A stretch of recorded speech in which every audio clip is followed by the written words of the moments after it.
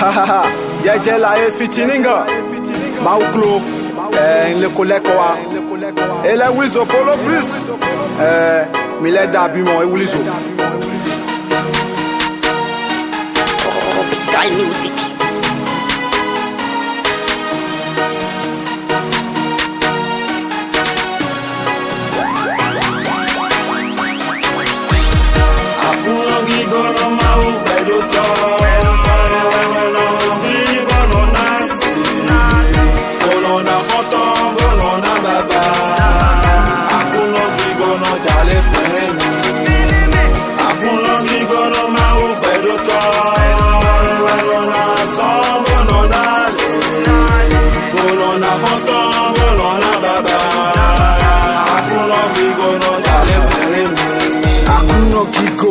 Blaga de ma fou en d'autres. Yewe a holu omega. Kije wen ple macha yewe no dona vitu elebo no semelaka. Akole mo peche we son ko bio rosu chime. Manike na jain ko le bio ma u bedo to dona mi kame ko lebo. Ewe son jeje la ye ko le jegbe bo ko le bio rosu to gbele nye. Ma u bedo to manike ke to le ni ko mi mo do nye ko le fu bete. Ewe son akuno bedo to kwado bo semilaga we nu gbe pona mi. Ha, mauche, akole mo wasu teme nkole dio sofa. Nungbo mando mede ntunda yewe chowe ye akolu dakodon. Akagade masundo, mau kini wedo du daton. Dona mi gane ngbepo weso nkole bio. Na yinunde to gbacheme. Nungbo nkole vankambo tundo ndo na yinunde bi. Ewe so nseta bokole jagbe botunda kon pipon wedo ndagbe. Akuno gbagade masundo, kini wedo du daton. Enfin o me va gale bo dona mi gbenu gbe ko jeje laye ko le tonka.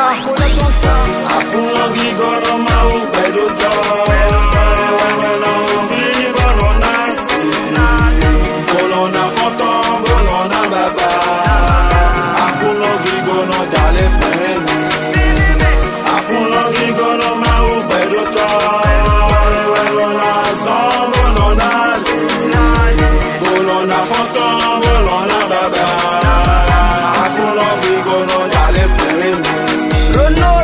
Otoma u bragada masuhondo. Jale bo flinyi ko mi ton le. Eko ko ni vono mi ton chogan cho mi gbe pode me.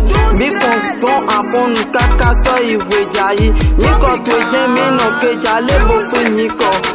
Ni ko mi ton le edo na geze. Welo pono ge akan we paje na to lo. Lobo susonia. Ye to no we yi me wiwe bo dagbe lo. Okuno jale ma won mi ule bolo jale bo blo na mi ule na mi le sun na mi ni geze. Oto gigono jale ma jo mi do bolo. Polo. It is me. Ye no konu vanu mi ton me ton ba mi fon bo te pe bo to asan wa. Mi le ma jo mi de le do we ton ba kruno gigono gbedo to. Apomo to mi ula chotegbe. Jale bo flimi. Jale bo fli polo. Jaja la ye. Akuno gigono ma o bedo to. Bolona foto, bolona baba.